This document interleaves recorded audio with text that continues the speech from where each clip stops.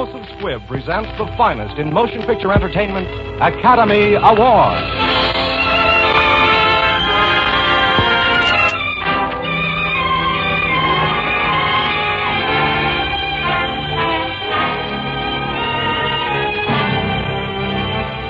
The House of Squibb, manufacturing chemists to the medical profession since 1858, bring you Academy Award. The pictures, the players, the techniques and skills which have won or been nominated for the coveted awards granted each year by the Academy of Motion Picture Arts and Sciences to each in his field for outstanding achievement.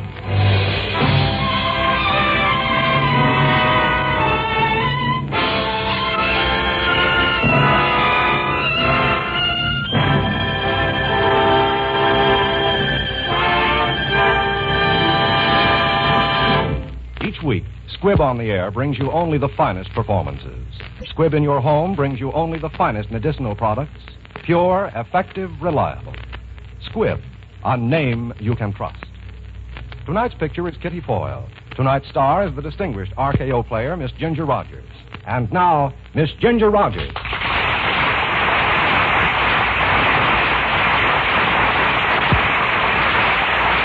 Thank you. And good evening, ladies and gentlemen. My hope is that some of our excitement and pleasure in reenacting these Academy Award roles will be communicated itself to you through our performances.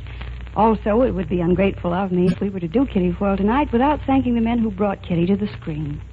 So thank you, David Hempstead and Sam Wood.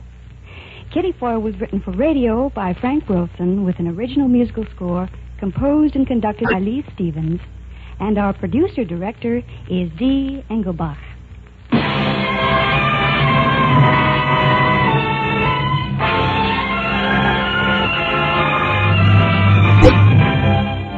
Academy Award, starring Ginger Rogers in her 1940 Academy Award-winning role of Kitty Foyle.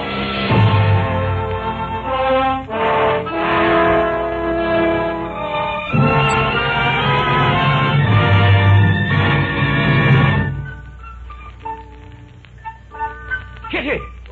Kitty! Kitty, girl! Yes, Pop?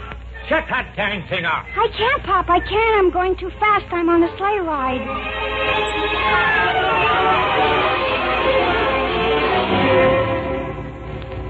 A sleigh ride. Well, it seems my whole life was spent on a sleigh ride. First it was Win Strafford, my mainline Prince Charming. But now it seems to be Mark Eisen, a good, dependable, trustworthy Mike. Mark, it was spring again in New York. And as Mark drove me home that evening, I had a hunch that this might be the spring of all my years. Here we are, Kitty. Pocahontas Hotel, home of lonely women. Kitty, wait. Yes, Mark. Kitty, will you take this ring? Oh, Mark.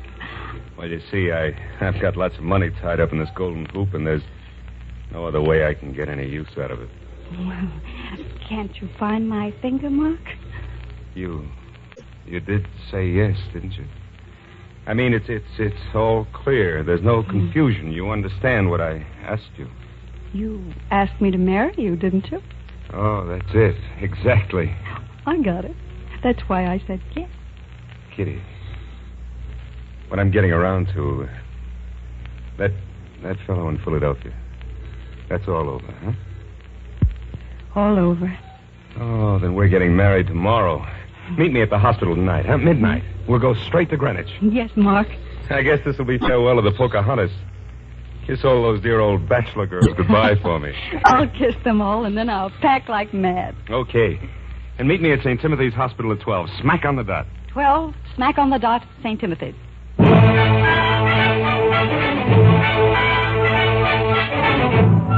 Oh, good evening, Miss Foyle. Good evening. My key, please.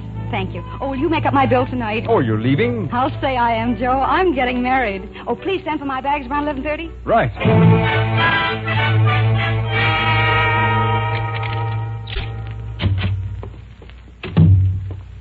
Hello, Kitty.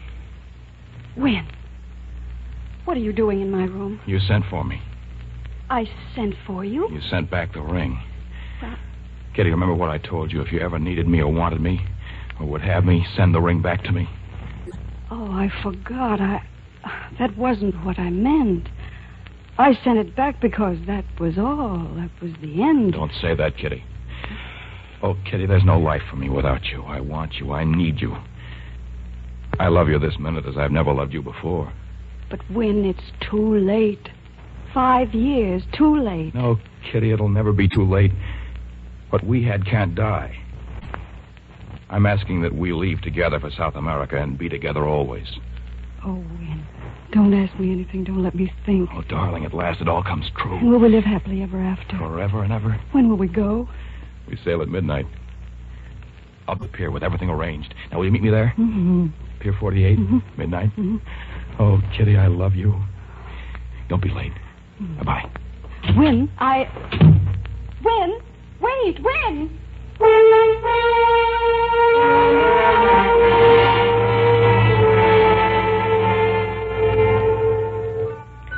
Well, Kitty Foyle, here we go again. Maybe this time it's for keeps. You're making a mistake, you know. You're still on that sleigh ride. Oh, marriage isn't everything. What is it anyway? It's just a little piece of paper. A lot of fine things come out of that little piece of paper, Kitty. A home, children.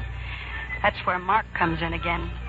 And you'd be a lot happier with Mark and that little piece of paper than you ever could be with Win. You know what I think? I think you're wrong. I remember you using those words once before. Remember way back when you lived on Griskin Street in Philadelphia? And Pop, what a grand guy he was.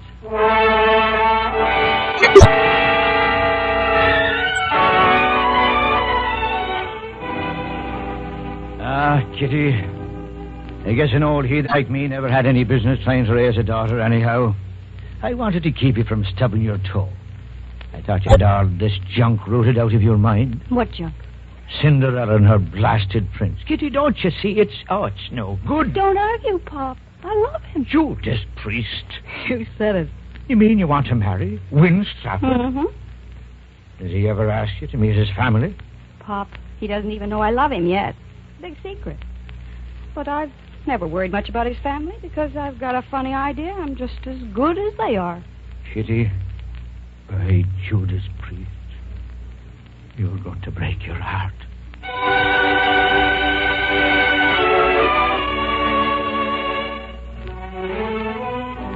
It was so easy to fall in love with him. You were doing it from the start. Falling in love with your boss. But there's no getting around it. Those were probably the happiest days in your life. Crazy but nice. Like the first time he took you to New York. I've never been in a speakeasy before. Best people in New York come here. Here we are, Mr. Stratford. My last bottle of Strake. Oh, thanks, Giono. What's a Strega? It's Italian brandy. Oh, I know. They say if two people drink it together, they'll never drink it apart. Win, why did you bring me here? Well, 4 or 5 years ago, I got into this place at Giono's. I liked it. I liked it because all of a sudden I felt free here. Philadelphia, the main line, all of those things that order my life, they disappear the minute I enter that door. Well, I wanted to make a good impression on you, so I brought you where I thought I most likely could do it. Well, Win, I didn't mean to criticize you. Kitty. I was just... Yeah. Kitty, I've got an idea. Will you go to the assembly with me this year? Me? Are you kidding? No, cross my heart. That's funny. You know, when I was a little girl, I used to read in the papers about the assembly in Philadelphia and cut out the pictures of the society ladies, their beautiful dresses, and use them for paper dolls. That's probably the best use they've ever been put to. I know they've got rules and a committee that goes over the list of those invited, and they come across somebody like Foyle, boom, and the next thing you know, you're being scraped off the sidewalk. You leave that to me. My mother's on that committee. Oh. Oh, Win. Have you ever had a dream come to life right in front of your very eyes? No, but I'm still hoping. Is it a date, Kitty? I'm crazy, I know, but it's a date. Come on. Let's get our wraps and get out of this smoky den. Where are we going? I've got to go home pretty soon. We're going to Lake Pocono just for an hour. See the sunset. But it's already set. Oh, we'll see the moonrise. I'll get you home in time for supper. Come on, Kitty. It's not much of a drive, and you belong in moonlight.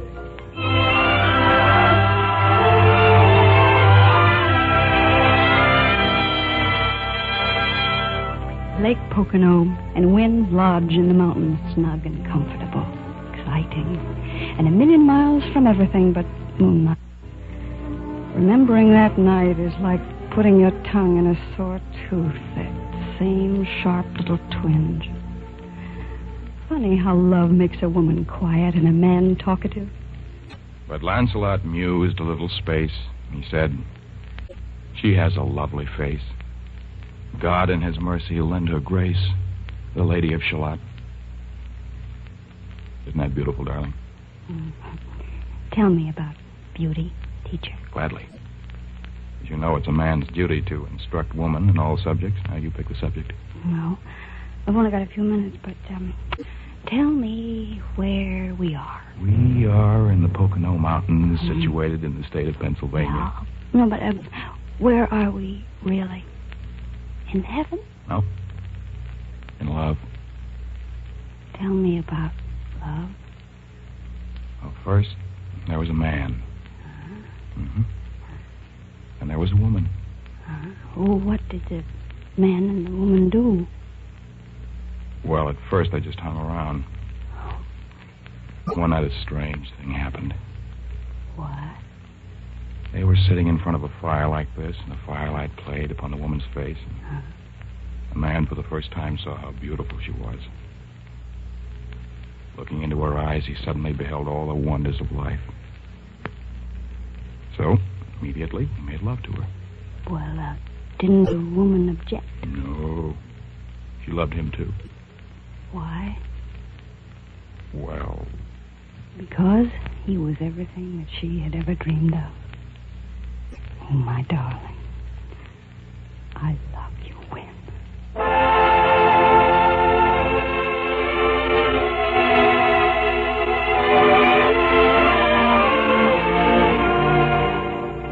It couldn't go on like that. It just couldn't.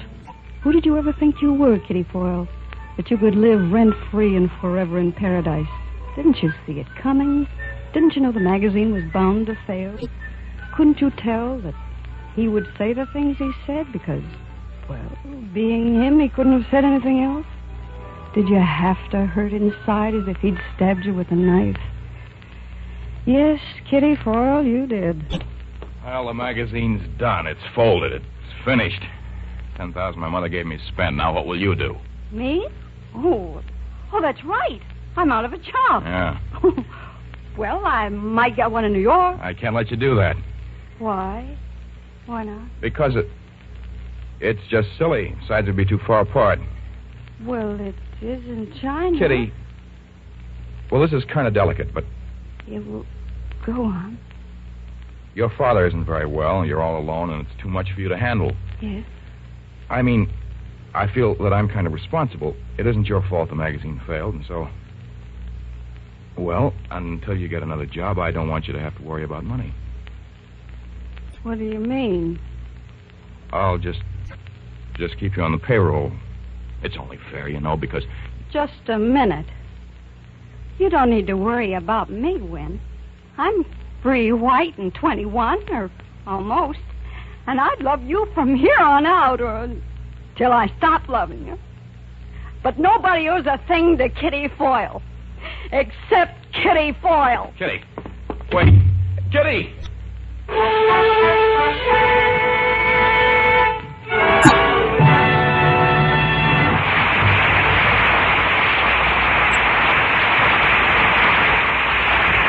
Before continuing with Part 2 of Ginger Rogers' Academy Award-winning performance of Kitty Foyle, let's look in on the RKO lot where they are shooting the final scenes of Ginger's new picture, Sam Wood's production of Heartbeat. All right, boys.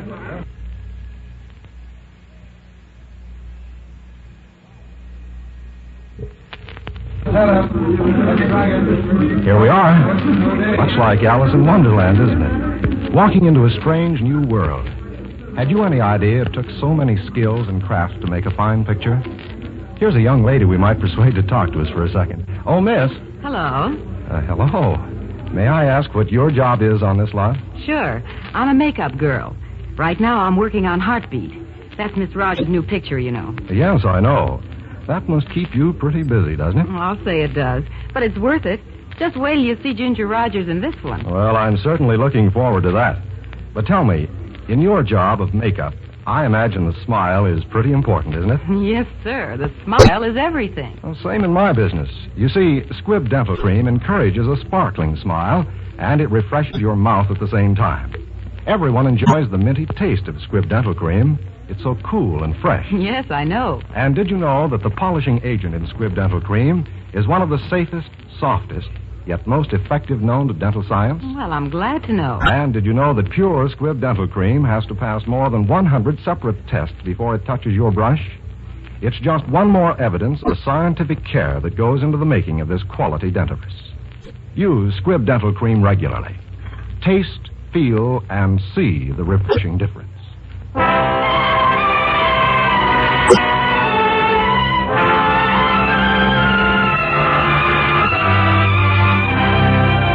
And now for part 2 of tonight's picture, Kitty Foyle, starring the Academy Award winner, Miss Ginger Rogers.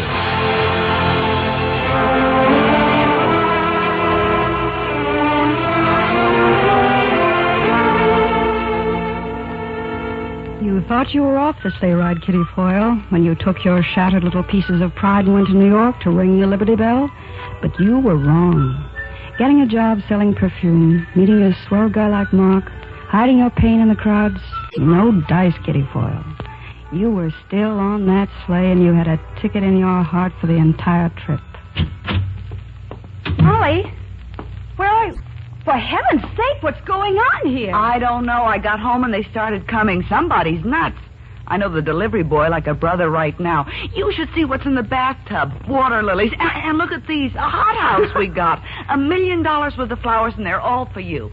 For me? Well, who are they? Well, they're from Wynn. It's Wynn.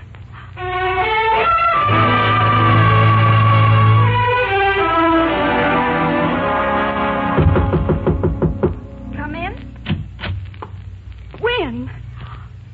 Wynn. Kitty.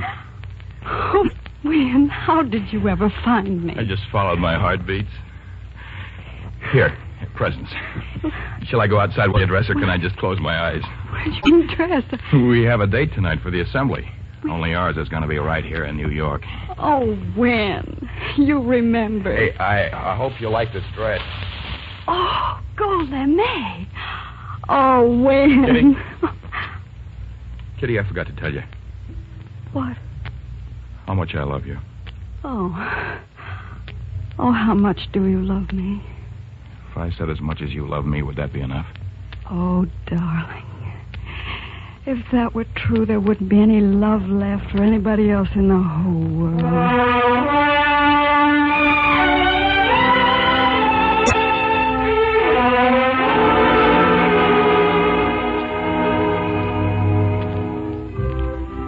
Having fun?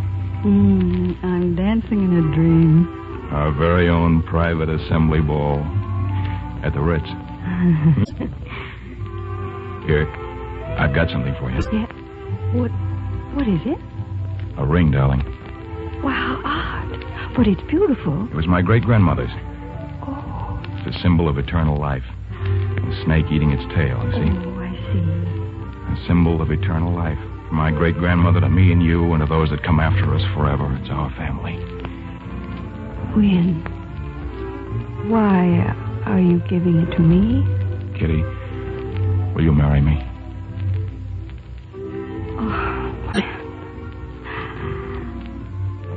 I can't. You love me now only because we're not in Philadelphia. I'll fix that. Boys, would you play the sidewalks of New York, please? What's the idea? Oh, that's our song now. We're New Yorkers, both of us. Oh, darling, no main line, no Philadelphia. Mm-hmm. Just you and me and you. Dear God, please don't ring the alarm clock for just a little while. Let it go on just as it is now. Just as it is now. Oh, he heard me. It's Sunday morning. Those are wedding bells, darling. Oh. Wedding bells for us.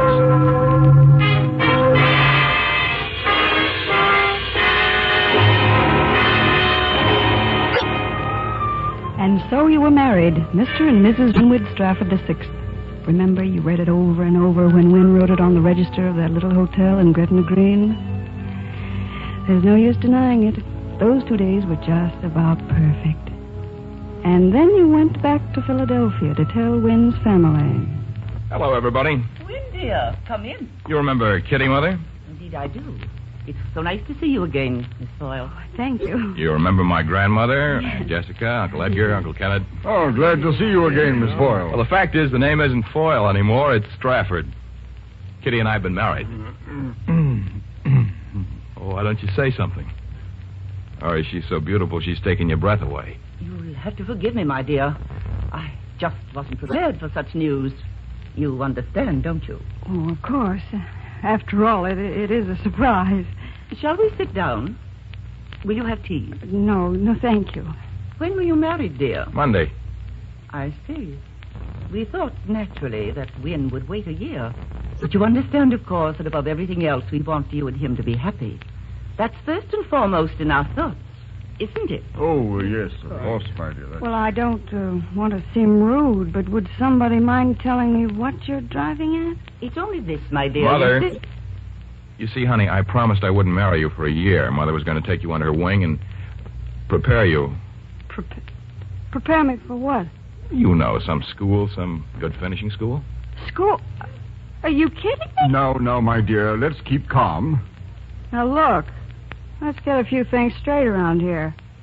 I didn't ask to marry the Straffords. The Strafford asked to marry me. I married a man, not an institution or a bank. Oh, I've got a fine picture of your family conferences here. All the Straffords trying to figure out how to take the curse off Kitty Foyle. Buy the girl a phony education and polish off the rough edges and make a mainline doll out of her. Oh, you ought to know better than that. It takes 6 generations to make a bunch of people like you, and by Judas Priest, I haven't got that much time.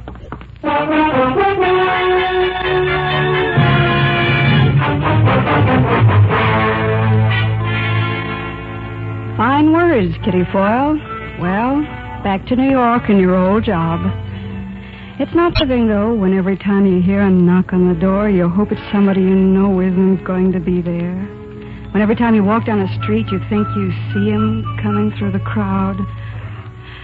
And finally, you run into Mark again, and he takes you out for a drink.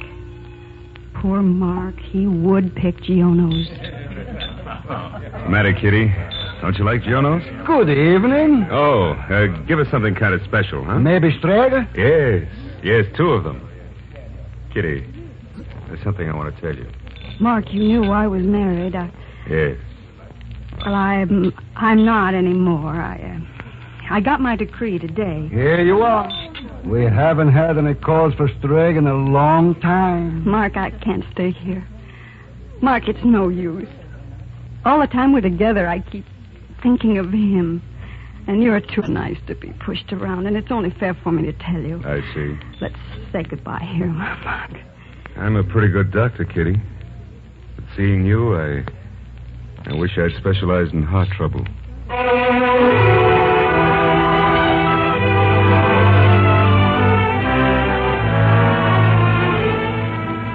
You were ghost-ridden and haunted, Kitty Foyle. You ran until you couldn't run anymore. And then one day, an item in a Philadelphia paper. Mr. and Mrs. Devereux Gladwin announced the engagement of their daughter, Miss Veronica Gladwin, to Mr. Winwood Strafford VI. You thought you could only die once, but you learned. You learned. And time kept on doing business at the same old stand, 5 years of it. Then they sent you down to Philadelphia to open a branch of the store. You were afraid to go, afraid of all the things it might bring back. But nothing happened until the afternoon of your last day, about 4:30. I think I better have some perfume, too. Oh, yes, madam. Are you going to the opera or dancing? I'm going to the assembly tonight. I see. What flowers are you wearing? Oh, I haven't thought yet.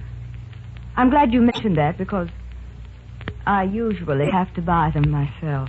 Oh, in that event, I suggest Sanxit perfume with camellias. Telephone call, Mrs. Stafford. Oh, thank you. Mrs. Stafford. Oh, it couldn't be.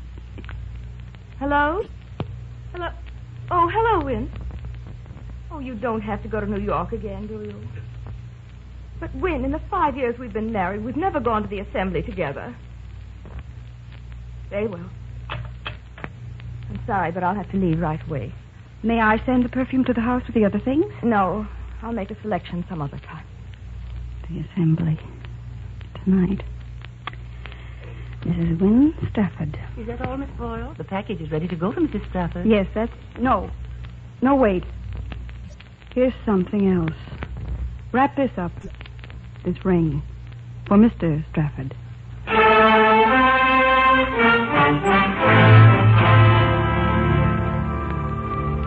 You sent back the ring.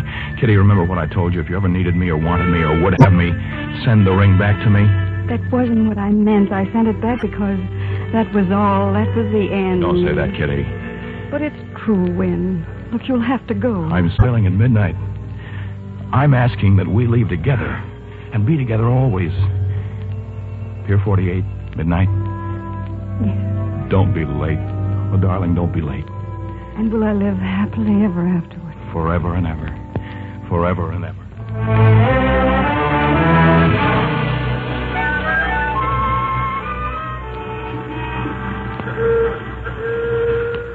Cab, Miss Foyle? Oh, yes, please.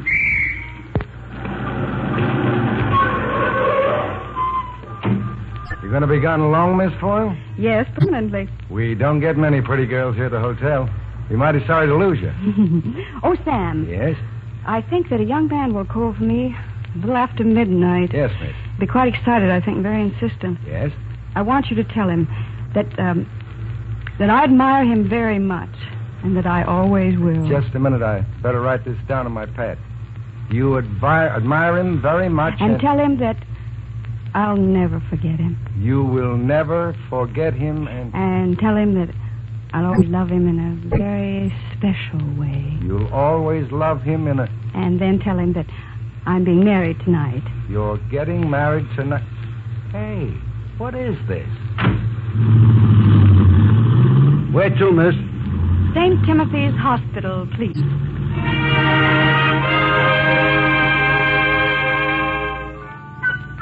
No. I've had enough of sleigh riding.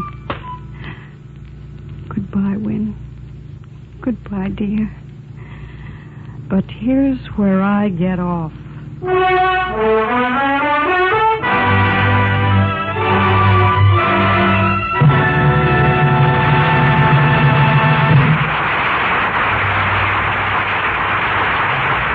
Today, medical science moves with incredible swiftness.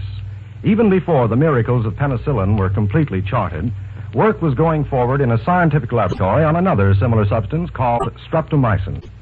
What is streptomycin? It is a powerful drug science has taken from the earth itself by painstaking and complicated extraction processes. What does streptomycin contribute to the conquest of disease? It is effective against certain deadly germs that even penicillin doesn't conquer. With streptomycin, as with penicillin, Squibb scientists are working in the forefront of progress, cooperating with other scientists all over the world in the effort to discover and prove all that streptomycin can do, and to make it available as soon as possible to every doctor. For the Squibb idea, for nearly a century, has been to strive ceaselessly in the cause of health. And through its endless quest for perfection, Squibb has earned its reputation everywhere as a name you can trust. Next week, another great picture. The House of Squibb will present Academy Award starring one of filmdom's most distinguished actors, Mr. Paul Muni, in his Academy Award-winning performance in the life of Louis Pasteur. Next week, it is Academy Award starring Mr. Paul Muni in the life of Louis Pasteur. Ginger Rogers appeared in Kitty Foyle tonight through the courtesy of RKO Radio Pictures, producers of The Spiral Staircase. This is Hugh Brundage bidding you good night until next week at the same time when the House of Squibb invites you to join us for Academy Award. This is CBS, the Columbia Broadcasting System.